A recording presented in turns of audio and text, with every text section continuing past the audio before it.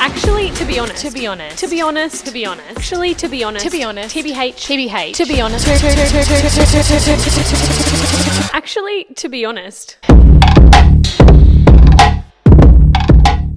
To be honest, guys, let's have a chat with Belle about her experience with endometriosis. So before we get into every episode, we start off with our little baby pod, which we don't really, how we got to that name is a whole nother thing. Sweet. But our baby pod is just essentially a little like healthcare tip that you do. It's like irrelevant to our podcast episode, but what's something that you do in your routine that's just like a little like health, wellness, lifestyle choice that you make that you're obsessed with, or like even a trend that you're trying. What's something that you're doing at the moment in your own lifestyle, and what is that? Give us the deets. Yeah, well, okay, I do breath work, and we spoke about it in our episode, but I do breath work because I can't drink caffeine, so I do breath work to help me pep up, but then when I'm feeling really stressed and really sad, I do breath work to calm down. So it's kind of multifaceted little tip for me that I do. Where did you learn breath work? I learned breath work, actually, I was just reading into like how to help my pain, how to help my management, and I was reading into this study that they're doing on like the Wim Hof breath work thing. I think they're doing, oh my God, I don't know if I can say that. Oh, okay, cool. No, that's okay. No, that's okay. Where did you just? Okay. Yeah. Where did you learn about breath work? So I think I just YouTubed it. I was doing some research into, you know, how to help my own pain and things like that. And I think I just kind of stumbled across on it and gave it a go. And I found it really, really worked for me. So I do that. And I also ice my face every morning with an ice cube. As a caffeine, like, alternative. Well, not as a caffeine alternative, but just kind of wake your girl up, you know, like it helps. And kind you've of got, like glowing skin as well. So like, is this like stop, a little... it's the ring lights. But like also love it, and you look so fresh. Thank you. I find like it just helps me get up in the morning without having a coffee. You know, it just wakes my face up, wakes me up. It gives me the time to do a bit of a self-care routine. Oh, I love that. A little time for me in the morning. I love both of those, and I will be trying them out. So before next week, guys, I'll be doing breath work and the ice baths in the morning. Okay, I love that. You're a new woman. I'll be a new woman. I'm so excited. All right, so let's get into the episode. To be honest, guys, let's have a chat with Belle about her experience with endometriosis. So welcome, and thank you so much for being so honest and vulnerable, coming on our podcast and sharing your experience, because like we talked about earlier in the episode, being able to relate to someone who's going through a shared experience, even if they're going through something to a different extent or a different severity, it's reassuring and it's comforting to know that there are people out there who might be going through something. And not only is there that aspect to it, but also being able to share your advice as well, and any sort of things that you wish you could maybe redo or could have done differently, or you know, anything that you're going through at the moment that you've got some little tips on, and just sharing that with anyone who's maybe in like whatever stage of their endometriosis journey, and they're, you know, going through it and they just need a little bit of advice. So thank you for being so honest and vulnerable with us today. Thank you. And you're our endo warrior for the episode. So thank you so much for being here. As they say. Thank you so much for that little beautiful intro. I really appreciate that. Oh, thank you for being here. I'm totally stoked to just have an open and honest chat. I'm quite an open and honest person, so I find it easy for me to talk about these things, and I think, you know, if I'm given the platform to do that, then I should. Because, you know, I think you touched on a really good point about, you know, people who are listening, they might be on all different stages of their endometriosis journey. I am also at a completely different stage of my journey than I was when I was first diagnosed. I'm at a completely different stage than I was 6 months ago.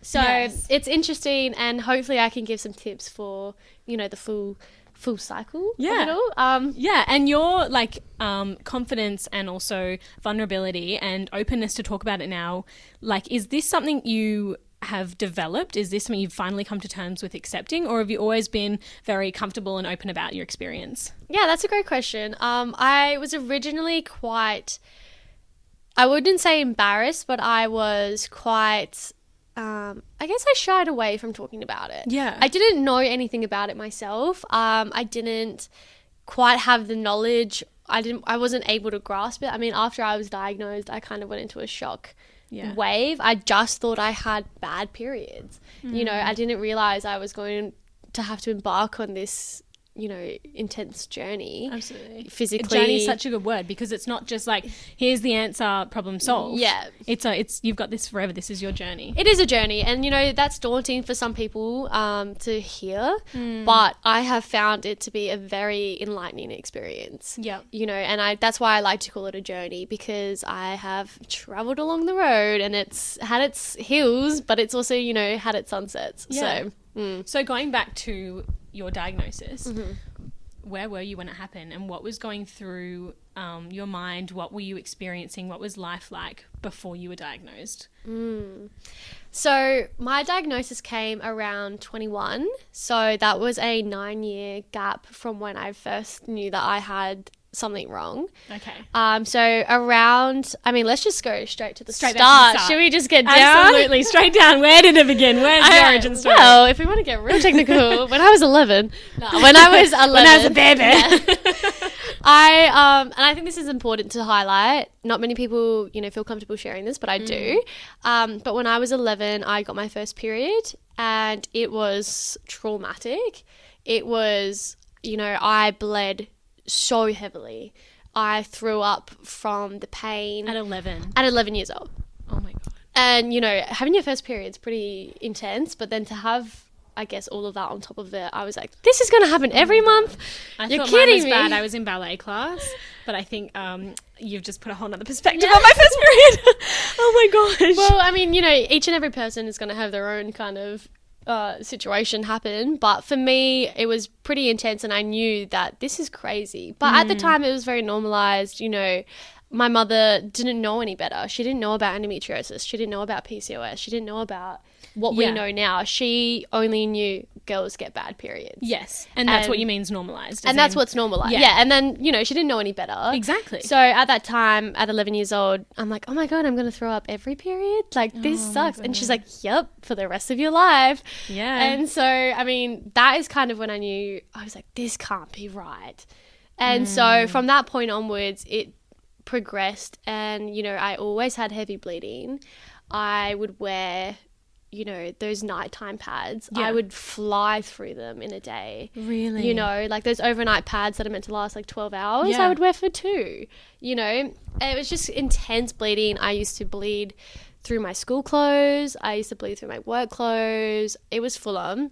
Oh my God. So that was you know, in terms of my diagnosis and that kind of journey, I was like, well, this isn't right. And, you know, girls at school, they didn't have the same thing.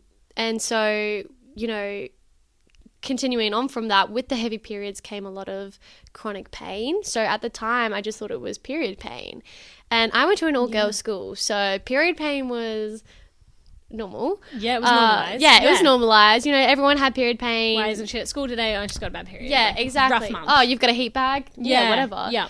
So I did have just extreme period pain. I would have to take the entire week off. Even some days before my period, so leading up to my cycle, leading up to my period, I get a lot of pain as well. Oh my God. So I would take, you know, a week and a half off of school. It was just the vomiting, the pain. I would take my medication. I would vomit it back up. And what was this medication? You know, Nurofen, Panadol. Okay, yep. Any like pain relief medication. Yeah. Good question. And so I would just vomit it back up because of, we touched on it earlier in the podcast, but those pain signals get sent up to your brain, and then your brain is like, well, what the hell's going on? And it goes, it's called, I can't remember the word for it. It's like central something, but central nervous pain. Yeah, I'm not quite sure. I can't touch on that one, but okay. Yeah, you know, it goes up and it gets sent, and I got very fatigued. I would just sleep for days. I would, you know, I'd be so tired. I'd be so nauseous. And so that kind of continued until I went onto the pill. Okay. Because at that point in time, contraception was the kind of key to getting to stop my period. Yes, that's so true that you touch on that, because girls who were 14, 15, 16, who are going through these really bad periods, were being told just to go on the contraceptive pill to manage and take control of your period, right? So how old were you? I was actually quite young. So I was 14. Wow. I say that's quite young. I mean, I feel like that's kind of, you know. Yeah. A couple of my friends were on it around that time. I mean, it depends on the person, but at that point in time, I actually got denied by a woman doctor to not go on the pill because she thought it would make me sexually active. And so she said she wouldn't give it to me. At 14? At 13, 14. So then I ended up having to see 3 other doctors who were men.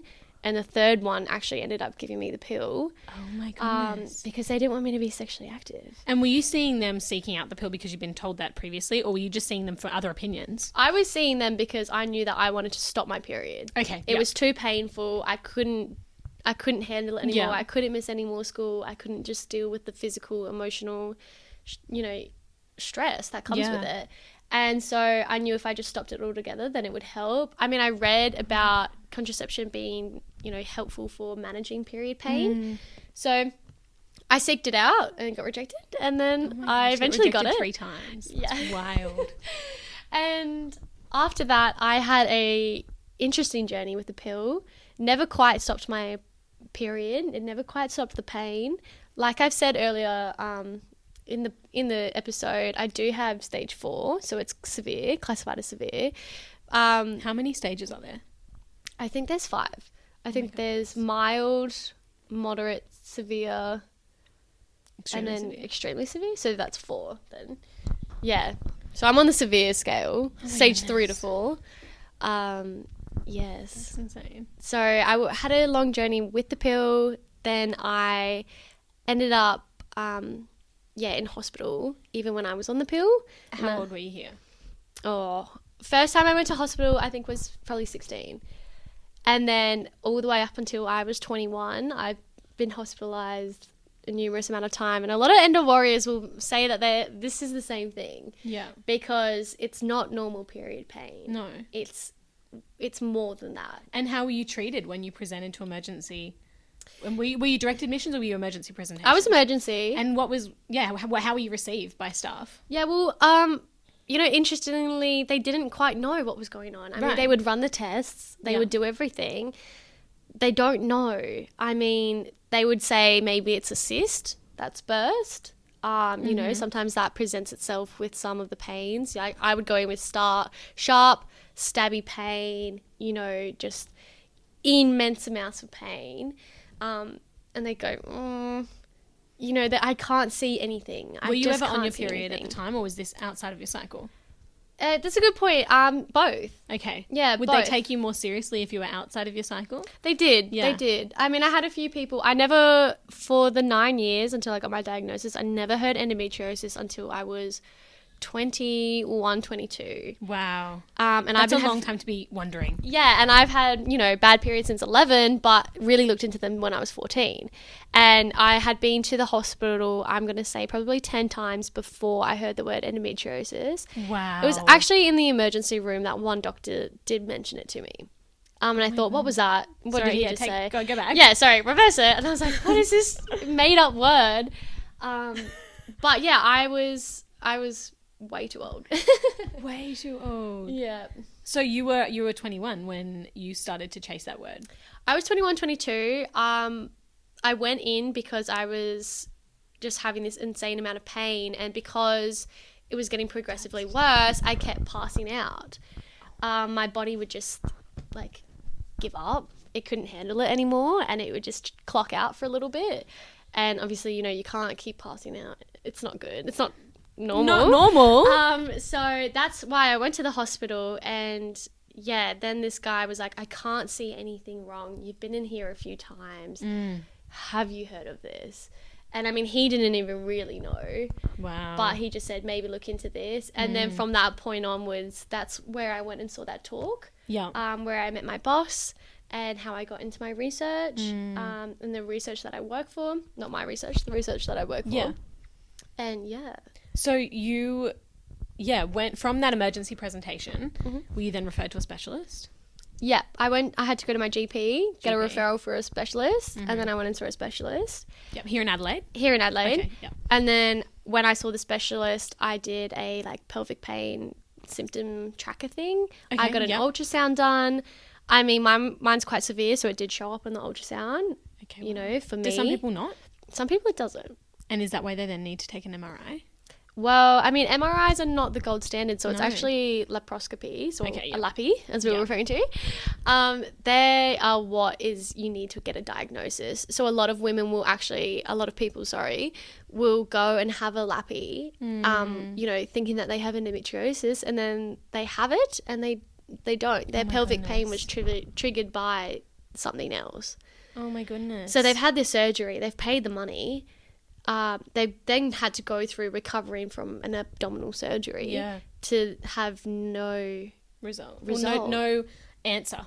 No answer in terms of endometriosis. I mean, finding out you don't have endo is probably an answer, but it's a shame that they had to go through that journey. Oh my goodness. Yeah, so then I ended up having to have a surgery. So after I didn't have an MRI, I just had an ultrasound. Right. Then I had my surgery. Mm-hmm. And I had a very complicated surgery, unfortunately for me. How long after you got diagnosed? You had a lappy, obviously, to get diagnosed. Mm-hmm. And how long between then did you actually get operated on?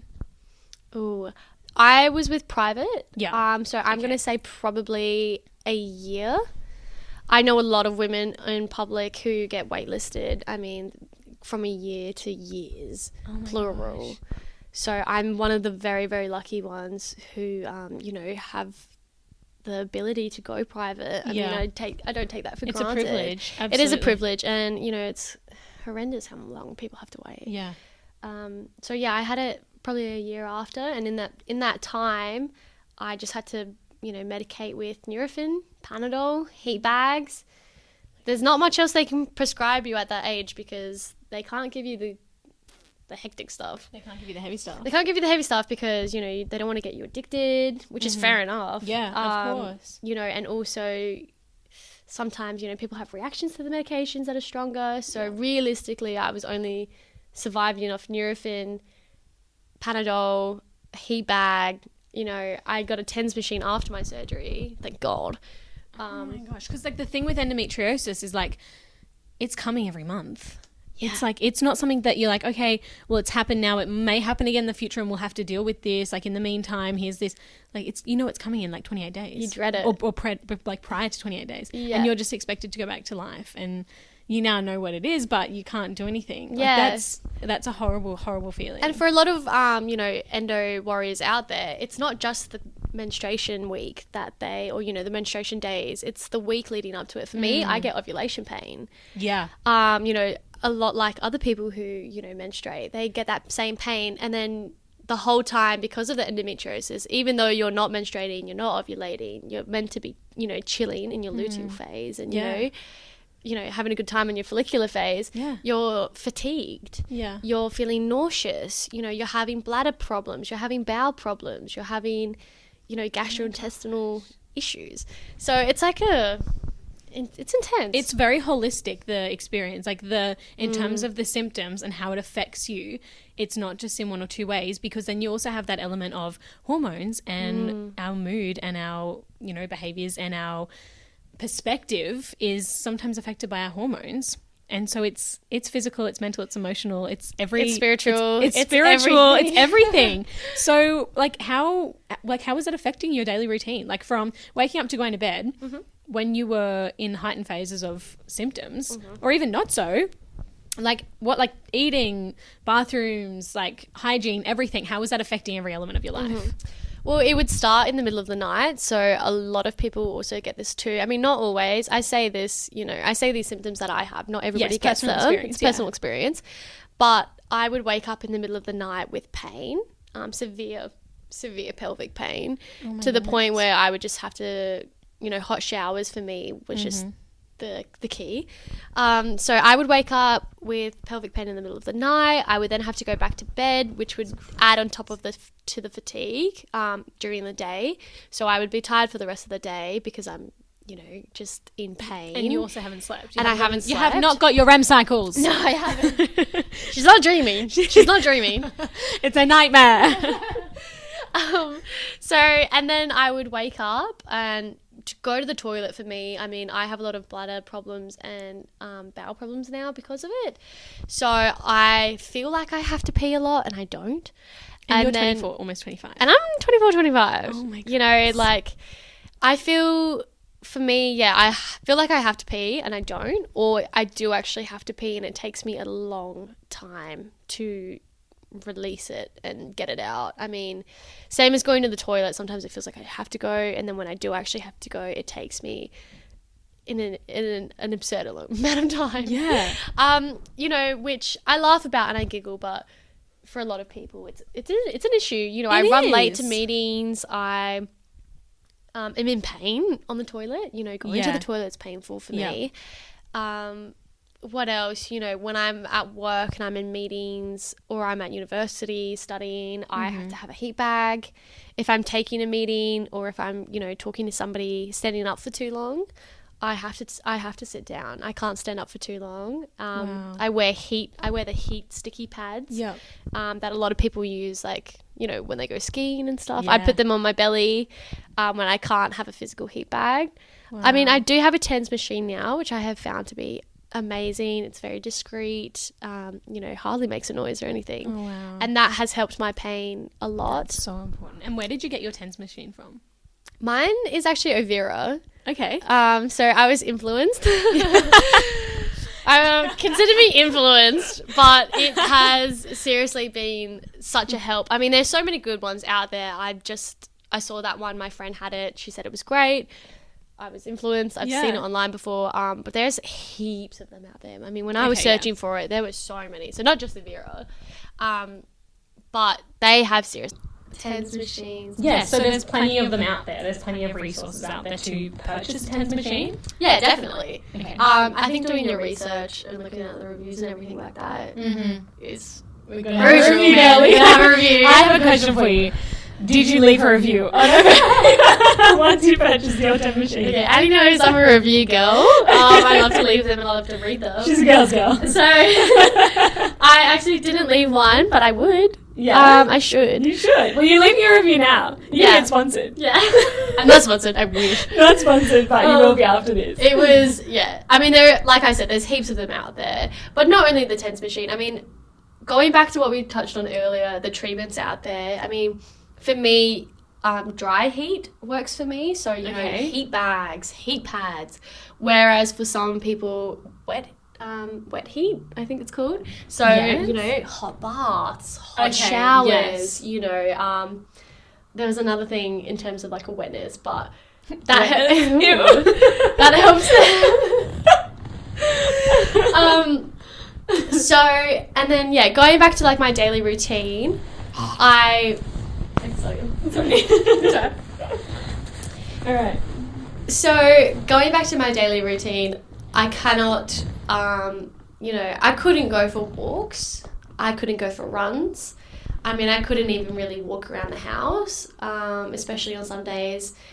So, for me, like, exercise and things and you loved your exercise prior to this. Like, I did. You're a fitness girly. I did. I mean, like, to an extent. I was pretty, you know, like everybody else. Life gets in the way. Yeah. But I have found, like, now that I can exercise, I don't take for granted the days that I can move my body. And it motivates me to go outside, you know. Like, if I wake up and I can move my legs and feel good, I'm like, okay, I need to go for a walk. Because there was a point in time where I couldn't do that.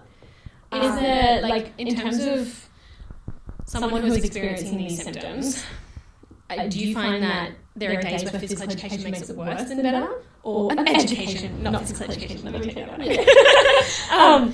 For someone who's experiencing these symptoms, do you find that like being physical and moving your body can make the symptoms worse sometimes, or is it more beneficial, or do you have days where like going for a run is actually making the pain worse than better?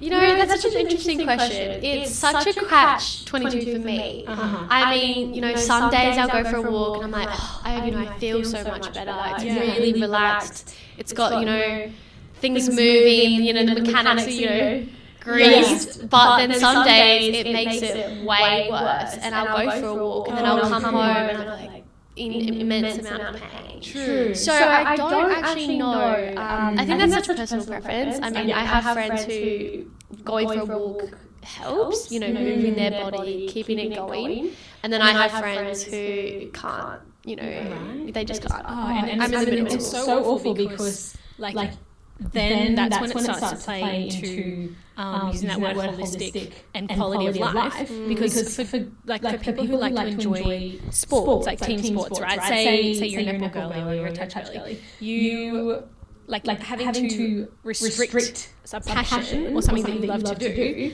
because of a diagnosis is really, really awful. And then there's also that element of like your cardiovascular health, your brain function health, like other elements, your respiratory systems. Like these all depend on us having good exercise and good body movement. Like your bones, your joints, your muscles, everything, like your body needs to move. So then when you end up with a condition that actually restricts your movement and inflicts like severe pain on you, like it's awful. And in terms of long-term quality of life, if you're in your 20s and you're already restricted on how you can exercise, like that's really scary. And that's something that's we need to sort of I don't know. Look, I know what you're saying, and it is scary, and it's really disheartening. Yeah. But at the same time, I mean, like I said, when you do feel good on the good days, go for that walk. Move, do that tiny stretch at your desk. Even sitting down, move your upper body if you can. Move your fingers. At least work towards something to just kind of when you can. Do it. That's my advice. Yes. Okay, perfect. I mean, it is. There's like a lot of therapies out there. I mean, you can do like pelvic pain. What's it called? Pelvic pain stretches. Exercises. So you can do them. You can do low impact. Pilates or low impact workouts. When you do feel up to it. You can also do. Yoga has been a good thing as well. A lot of people are finding a lot of benefit in yoga and low impact yoga. So, I mean, it's really hard. Just stretching of the muscles, but it's hard. It's easy for me to say this, but I remember when I couldn't actually move any bit would move. And I, to those people who are currently in that position now, I say to you, just take a deep breath. It's today might not be the day, but who knows what tomorrow has in store. It's so day by day. But then I say that, and then it was day after day after day after day, and you start to lose hope. But if I could go back and say to myself, 6 months ago to a year ago, you'd be able to walk, you'd be able to run, you'd be able to dance. I mean, dancing was a massive thing. So true. Dancing was a massive thing for me. I love to dance, and I love to go out with friends and be social and not be in pain. But I think if you're in pain right now, your body just needs you to rest, and it needs you to be kind to yourself, and don't push it. Pushing it's only going to make it worse. And you said earlier, you said that if you could when you're talking about a journey, right, you're saying that you're so different now than you were 6 months ago and prior to that, it sounds like where you are now is a better place than you have been. Is that because you are getting better management of it, or are you moving forward in a different stage of your endometriosis? Why is it getting better? Why do you feel like it's becoming like you can dance and run around and sing and socialise? Like where's the hope? Where does this come from? Well, it's interesting because when I look back and talk about myself, after my surgery, so touching back to that, I ended up getting nerve damage from my surgery, which is a risk. It's very rare that happens, and I really thought okay, well, what are the odds? It's me. And then it was. So unfortunate. But you know what? You gotta roll with the punches. But after my nerve damage, I was actually bedridden for a very long time. I couldn't even walk to the bathroom. This is from your first surgery. This is from my first surgery. I mean, this isn't the case for everybody. I mean, going back to my friends, they've had surgeries and have been, they bounce back like nothing. It's really individual. It's really subjective. Like contraception as well. Everyone has a very different experience with it. Yeah, but I'm a sensitive girl. She's a sensitive girlie. So shocked but not surprised. But I had this nerve damage and I was bedridden for I'm gonna say probably 6 months. I ended up on epilepsy medication. To stop the nerve spasms. I'm not quite sure which one. But then I was just on this crazy medication. I got and I was quite foggy. I couldn't walk. I mean, I couldn't do yoga. I couldn't do any of it. So to go back to your question about, you know, am I handling it better because I'm managing it better? I think time is something I've had to learn to accept, that, you know, you do heal with time. They say a broken heart heals with time. Well, so does your uterus.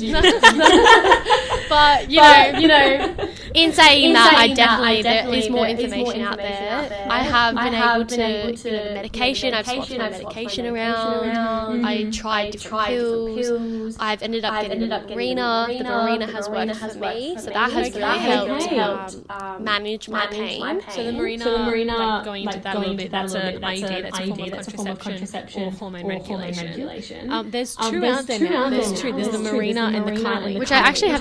You have the Kylie. Yeah. So like, why did you choose the Kylie? And was this recommended as treatment for endo? Yeah, so it was. So I actually had it the same time as I had my Lappy.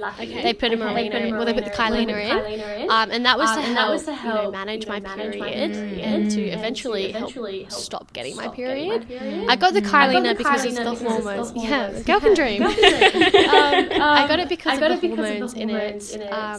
They were beneficial to me and how I have reacted on the pill. So we went through what kind of pills I've been on, what reactions I've had, and then what was in the Kylie and what was in the Mirena. And the Kylie was, you know, I reacted better to the hormones that were in the Kylie. Okay. So that's always a good small wins, and that's, you know, a good point to note. You know, like just check what you've got. But I think, you know, having medication review. The Kylie has definitely helped in pain management, but I think, you know, recovering from after my endometriosis, a lot of it was removed. You know, so it's not as bad as the original situation. Yeah. Okay. That's actually been surgically removed. That surgical intervention has helped. Okay. I mean, I had ablations, so I think that's when they go in and you know, fire it off. But I had a lot of endometriosis that they couldn't remove because it was too high risk. So I have it on my uterus, which you can't remove because that's a very fragile piece of anatomy, organ. So I've still got bits in there, so I still do get very bad period pain, but not to the extent. So when you're referred to your diagnosis as stage 4, is that stage 4 the amount of scar tissue and endo tissue, or is it like is it referring to how much you had at that time, or is it the recurrence of it, like how quickly it grows? Yeah, I think it's about how much you have at that time. Okay. So they go in after the surgery and they tell you you had stage 1, you had stage 3, you had stage 4. You know, I say I had stage 4. I had a second opinion. They said I had stage 3. So either way, yeah.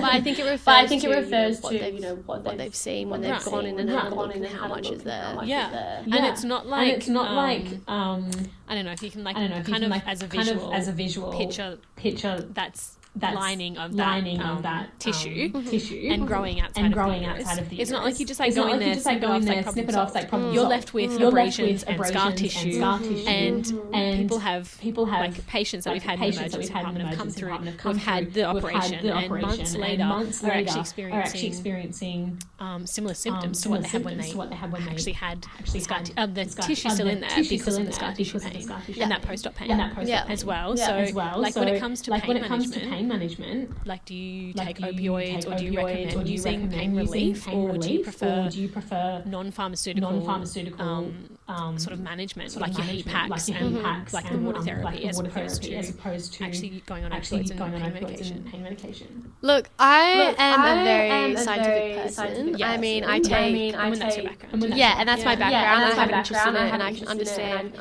what it's doing to my body, how it's affecting my body, and I can feel a real-time relief. So I know it works. I'm also a very holistic person. You know, so I do see a naturopath have found that has helped more in the emotional and spiritual aspect of it that we touched on earlier, going through what it means to have this gynecological issue, and how it affects me and the way I feel, and my relationships and things like that. I see my naturopath a lot about that, and I have taken remedies, and I have felt a change, but that's my personal opinion. Whereas I'm not opposed to taking a Panadol or a Nurofen or taking my medication. And then I'll do a little bit of yoga, or I'll do a little bit of breath work. Why not do both?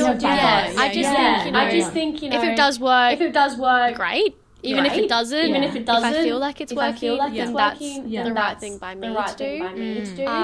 And did you find that when you were going through all of this, your pre-op and your post-op consults with your specialist, were they forcing opioids and pain meds down your throat, like, here, this will help, or were they going, we recommend you speak to a naturopath? What was their sort of interprofessional relationship outside of opioid or pain analgesic relief? Yeah, look, well, that's interesting because my specialist just prescribed me my medication especially after surgery, to get opioid medication. I did have a what's it called when you like get addicted but then you can't. Withdrawal. Yeah. It's a good question because I did get prescribed opioid medication after my surgery to help the pain relief, which it did.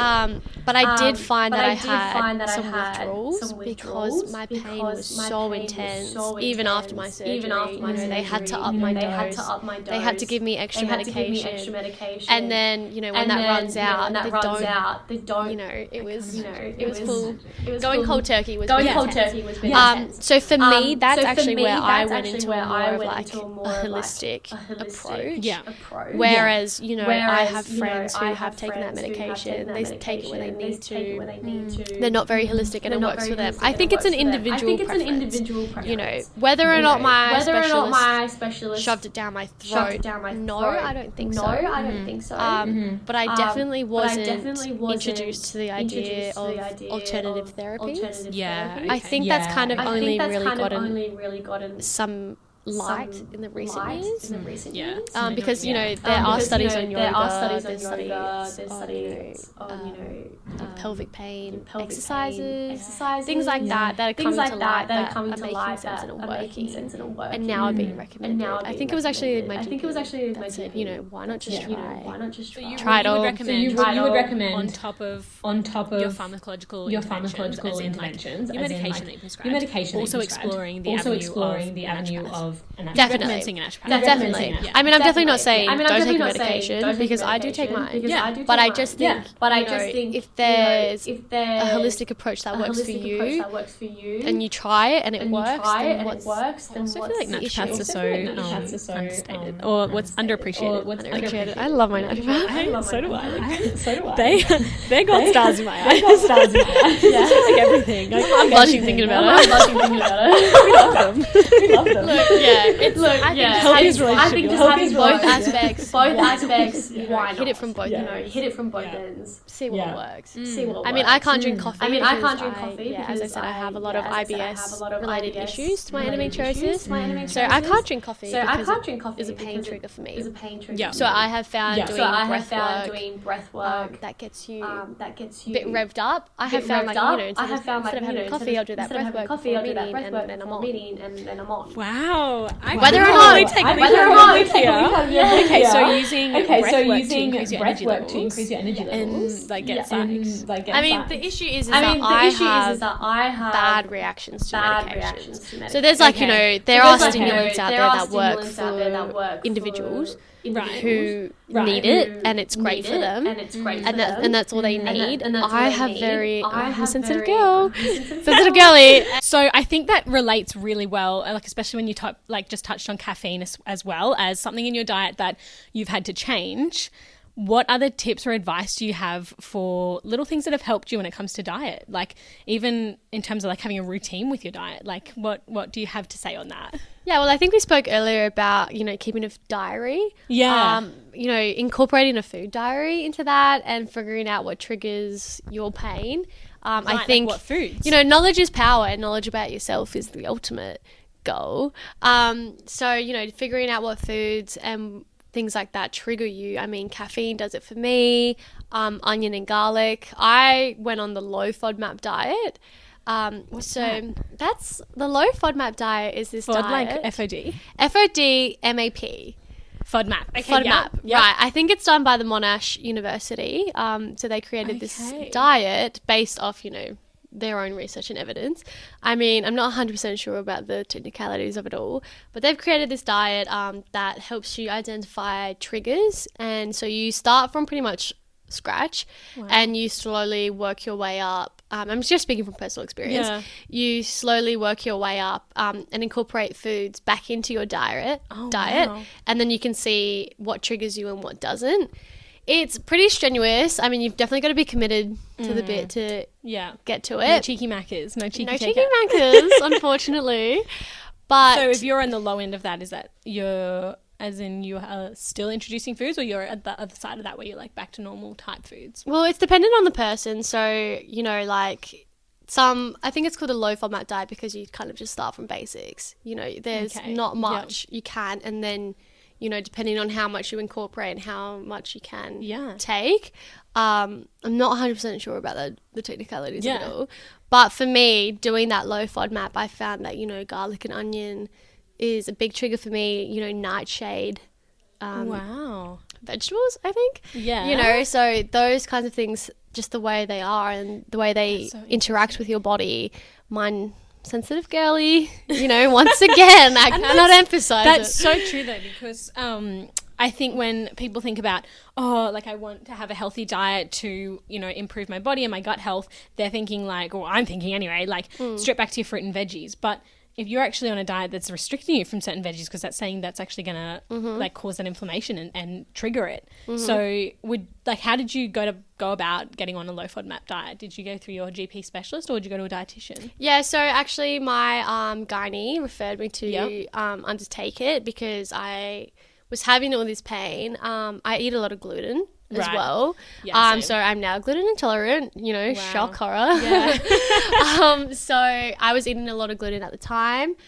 So, you know, I was on all these medications and I'm like, why aren't these medications working? Why isn't this, you know, these therapies helping me? And then, you know, I was doing kind of everything else in my life other than my diet. And then when I started to, you know, put it under the microscope, that's when you find it out. So I am lucky that my gynae referred me to it. But yeah, introducing things slowly. I mean, there's the low FODMAP diet, there's the Mediterranean diet as well.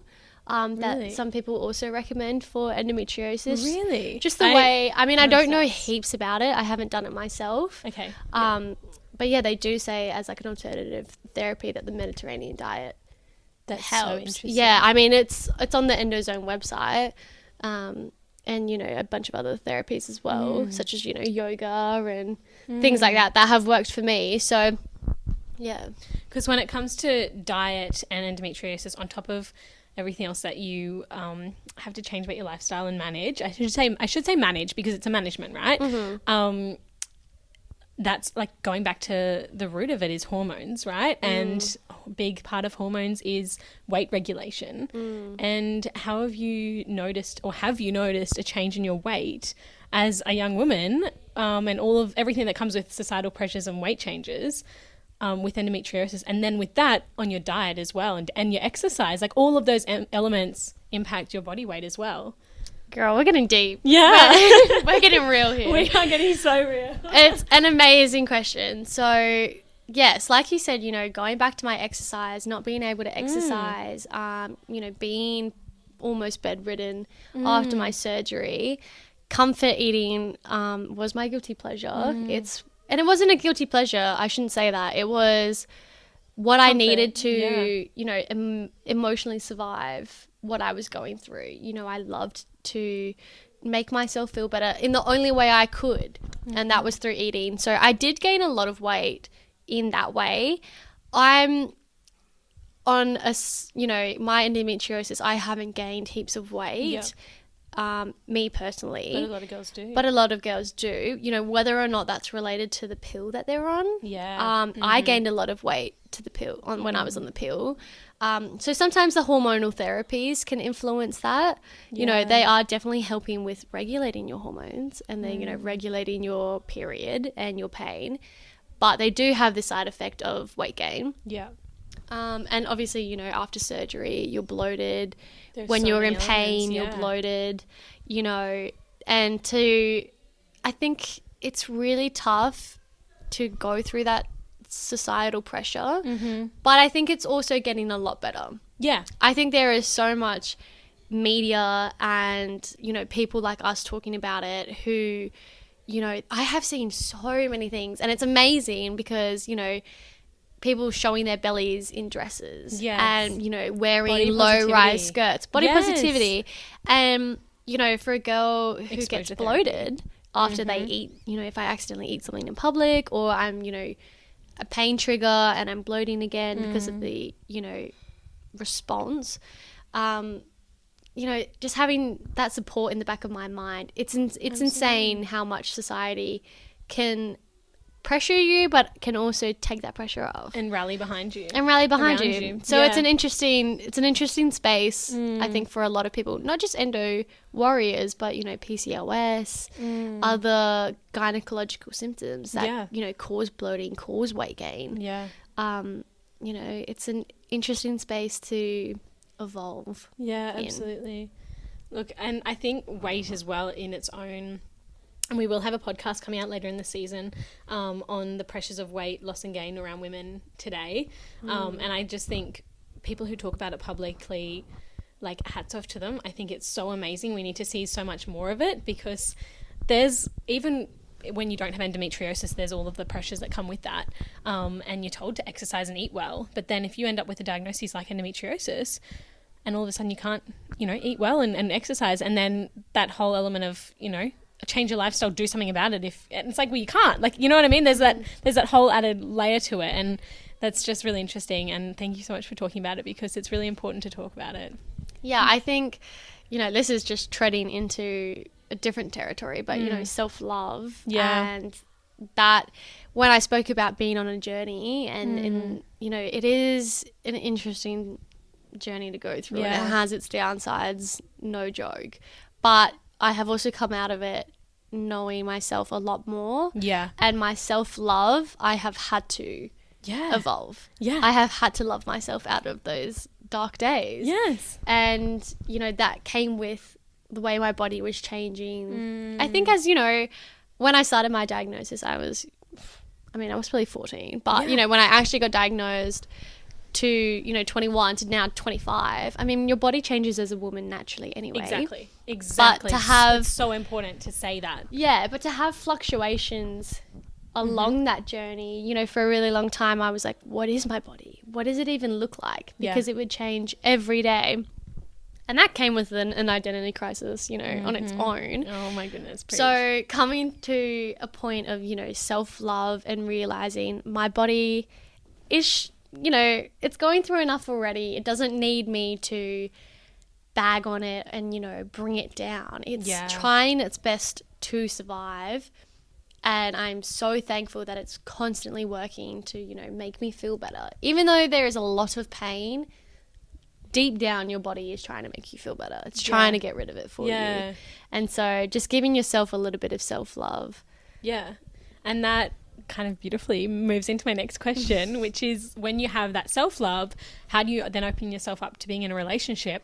And like, more into that, if you're already in a relationship, how do you share with your partner that this is something that you're going through, and how can they support you? Yeah, so earlier I said I was quite, shy and a bit embarrassed about what I was going through. I didn't really understand it myself, so to explain it to a partner and to my family and to my colleagues and to my boss, it's it was a really tough thing. I think there's a lot more resources out there now to help people, you know, who are going through that. Yes. There is definitely a lot more than there was, you know, I did a Google search and nothing popped up. Wow. And so, you know, I was at a point where I had to Google it because I was like, I don't know how to do this.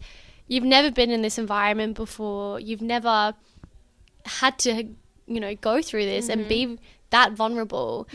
For me, it was kind of a different story, me and my partner Matt, because he would see the damage, not the damage, sorry. He would see, you'll have to cut that out. I will, yeah. So go to me and my partner.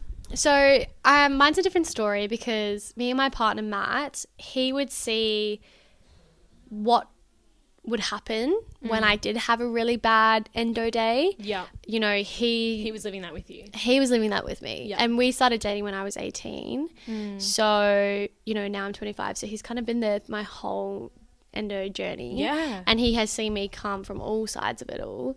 He's the one that would take me to the hospitals. He was the one that would, you know, there after my surgery. He was there when I was at my ultimate lowest.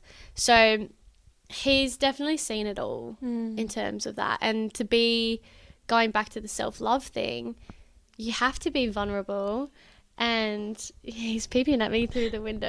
Just sharing your experiences, and that, like, you know, sometimes things can just be really down, and they're allowed to be shit. Things are allowed to be shit in life. Definitely. Yeah. We're allowed to just accept sometimes when it's like, you know what, I'm allowed to be sad. I'm allowed to accept that what I'm going through is not always going to be the best. And just as women as well, like, not even on this topic, but just in general, like, just allowing ourselves that capability to accept when things are just shit sometimes. I completely agree. I mean, to a degree, definitely. I mean, there are definitely times where I'm like, this is just so shit, and you don't want any advice, and you don't want any, you know, well, maybe yourself. Off, please. Off. Midway through, turns the light on. I didn't like my answer for that anyway, so okay, good. Saying how shit it is. Yeah. Which is, I know what you mean. It's like you can't wallow in your shitness. Yeah. But you can't just accept defeat. Yeah. But, like, when you have someone who can support you, whether it's a friend, a family member, or a partner, then it allows you that freedom to just be vulnerable and emotional and sad sometimes. Definitely. And I think if you don't have a partner, allowing yourself to do that in your own space and you know, being your own support person, being your own network. You know, if you don't have anyone around you that can do that for you, then being that for yourself. Yeah. And, you know, again, the self-love cycle, I mean, that's a journey that I've gone on, because pulling myself out of those dark days and those dark moments and those dark thoughts that come with, you know, the fatigue, the stress. Yeah, and it just adds on to that crappiness of it all. Yeah. You know, that's something you can do and work on if you don't have a support team. Yeah. It's obviously, you know, in every aspect of life, having a support person is going to make things a little bit easier.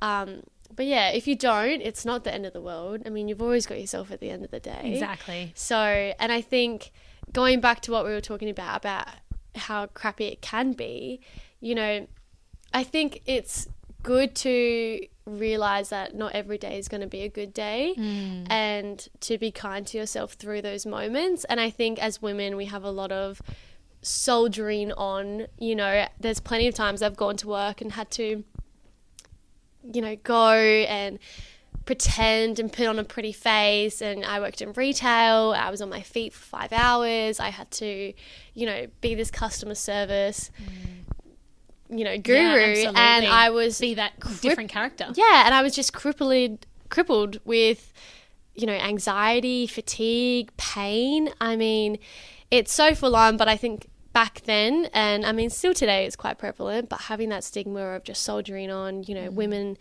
we are superheroes, but, you know, we are human at the end of the day. Yeah. So resting and being kind to yourself and knowing your limits, but you've got to, I think you end up testing the limits to know your limits.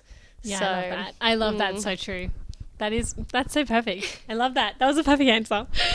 Okay, so you've been with your partner now for 6 years. Yes. And like the topic of wanting to have kids, like, is that something you guys are discussing? Yeah, it is. I mean, when I was first diagnosed with endometriosis, they said it was going to be really hard for me to have kids, which I thought was kind of crazy. Oh my goodness. You know, I was so young when they said that. I was only 21.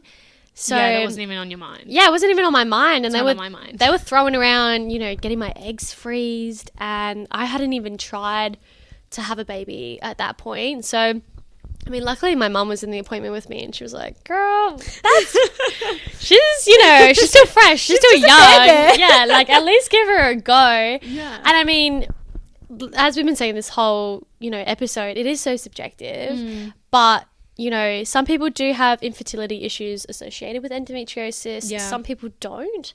You know, there are a lot of women out there who have endo that have babies. So you can still have kids. You definitely can still have kids. Yeah. The only thing with the infertility, I mean, I'm not a doctor. Yeah. But talking about earlier in the podcast, you know, the endometrioma.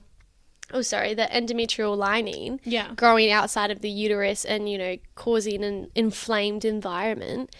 The egg and the sperm, you know, have to survive this environment to it's you know, a war-torn country. Yeah, so they're kind of, you know, in the trenches. Yeah. And they have to kind of make their way through it all. So it's not as easy as it, you know, can be. But that doesn't mean it's not possible.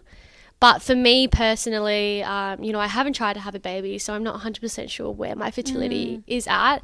But being 21 and, you know, being told that I need to freeze my eggs and then looking into how much that's going to cost. Yeah. It was at a point where I couldn't afford to freeze my eggs. So I just thought, well, I don't think I can have a baby. And being with a partner who, I mean, luckily he's so supportive. So nice he's chill fella. Yeah, he's quite chill, and he says, look, we'll just cross that bridge when we come to it. Yeah. You know. That's so good. It affected my, you know, it affected my sexuality, and it affected who I thought, you know, in my destiny, in my life, where I was going to go, in my purpose. Absolutely. And then, God, here comes that self-love train again. But, you know, it made me realize that I'm just more than what I thought I was. Yes. I'm more than what I thought I could be. I can be anything. And whether or not that's a mum, and whether or not that it's not a mum, you know, that's so important. I've come this far and I've made it through this much. I think I can, you know, do it again. Yeah. But that's not to say, you know, there are a lot of people out there who really want to have a baby. And, you know, some of them have a lot of success with IVF. Okay, yeah. Some of them don't. You know, it's so subjective and it's so personal. That's so true. And it really depends on, you know, their partner, what they want to go with, you know, same-sex relationships as well. Like, it's IVF's already quite prevalent. Tough. Yeah. And then to have endometriosis on top of that. And the cost of it, like going back to what we were discussing in the other episode when we were with Brittany, like the cost that's involved, like when it comes to healthcare, you didn't ask for this. This is something that you have to go through, and when you have all these added costs on top of it, and then you have all the other ramifications that can come, it's a huge toll. It is financially, a huge on top toll. of everything else, like emotionally, spiritually, physically. Yeah, it's I now know. financially as well. Like, let's add another layer, but it's only a challenge that you overcome. Like, you get through it. Yeah, you definitely can get through it. And I mean, it's just different for every person. Yeah. It's just so hard, but I love your optimism when it comes to this as well. Like, you're just like, if it happens, it happens. And like, I mean, look, thinking back to when I remember being absolutely gutted that I couldn't have children. I mean, having children is something I've always wanted. Yeah. And I was completely gutted, and I was in a very depressed state when I found that out, because I was so young, and you have a way of thinking your life's going to turn out, and then it gets so uncertain. And I think that's where a lot of the mental issues come, not issues, but challenges come with endometriosis, because it's so uncertain. There's so much uncertainty, and people are afraid of that. Yeah. And, you know, I've come to learn that it's the only certain thing is uncertainty. Yeah. So, you know, I've just got to roll with the punches, and it is what it is. But I love that. Like I said, I really thought, you know, when I was bedridden, I thought this would be the rest of my life. I thought I would never be able to walk again. I thought I wouldn't be able to have kids. And, you know, here I am walking, going to work. I'm doing things that I thought I could never do. So, you know, I think that I can't have kids, but who knows? Yeah. You know, I just have to keep moving Exactly. forward. You can only go forward. Yeah. And when you were like talking about earlier about the challenges that fertility can cause, like in relation to the sperm and the egg trying to, you know, fertilize in a uterus that's copped so much scar damage or so much, just like they've copped it, right? Just like the uterus has been through the wreck. So like on that topic of fertility, do you like, is endometriosis hereditary? Is this something that you're going to get then if you have endometriosis? Are your kids going to have it? Do you know? Yeah, well, no. Because we don't know yet, do we? We don't know yet. No. I mean, there's so much research going into why and how and where did it come from. But, you know, I'm the only one in my family with endometriosis. Right, so your mum doesn't have it. My mum doesn't have it. My grandma grandma doesn't have it. Our Our grandma doesn't have it. Plot twist, we're cousins. Plot twist. You know, there's no one in my family to date who has it. Yeah. So, I mean, bad, you know, quote unquote bad periods do run in my family. You know, my mum, it was normal for my mum to go through what I went through, not to the same degree as me. You know, my other sister had really bad periods as well. So, have they been tested? No, they haven't. But they don't have the symptoms, so they don't really... They don't have anything else on top of that. They don't really need to. I mean, it's good to get tested and just see, but it doesn't affect their daily life. Yeah. It doesn't affect them. I mean... And like we discussed earlier, the testing it can be quite invasive. So. It's invasive, it's expensive, yeah. You know, and if it's not impacting their everyday life, then... along like a lot of other things, you know, you're just gonna not really think to try and look into it a bit more. So, you know, so currently right now I am the only one. Whether or not it's hereditary, I mean, that's to be confirmed, but at this point in time, and we just don't know. Yeah. Oh my goodness. Well, thank you so much for coming on the To Be Honest podcast. We are so privileged to have spoken with you today, and everything that you've shared with us, you've been so vulnerable and so open, and it's so important because I've learned so much. I know anyone listening to this, even if they're experiencing endometriosis, whether they are or not, they've learned something. And you just sharing your experience is so special, and I appreciate you so much. So thank you so much for being here. That's so lovely. I'm so grateful. So thanks, girlfriend. I'm so grateful to have this platform and to be able to, you know, share my experience. And, you know, to anyone listening out there, it is scary, but you're not alone. And, you know, like I said, I thought I was never going to get past that stage of my life, and I did. So, you know, there's always a light at the tunnel, and the tunnel might seem very, very, very long. But, you know, it's there. There's always there. You just got to shift the perspective and, roll with the punches. Beautiful. Thank you so much. And thanks, guys. And until next week, stay well, stay healthy, and lots of love. Love ya. Bye.